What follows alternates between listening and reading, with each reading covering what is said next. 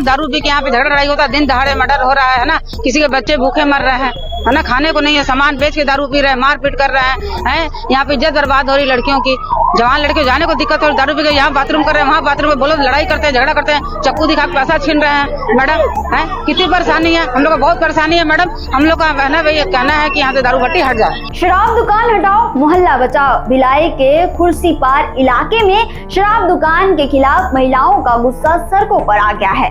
मोहल्ले की दर्जनों महिलाएं शिवसेना कार्यकर्ताओं के साथ मिलकर दुकान के सामने पहुंची और जमकर नारेबाजी की।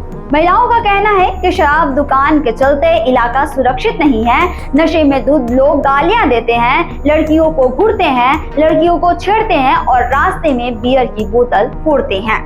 बच्चों बुजुर्ग का बाहर निकलना मुश्किल हो गया है। शिवसेना ने चेतावनी दी है कि अगर दुकान नहीं हटी तो आंदोलन और तेज होगा। उन्होंने प्रशासन को जिम्मेदार ठहराया और कहा कि अब लोग चुपचाप नहीं रहेंगे।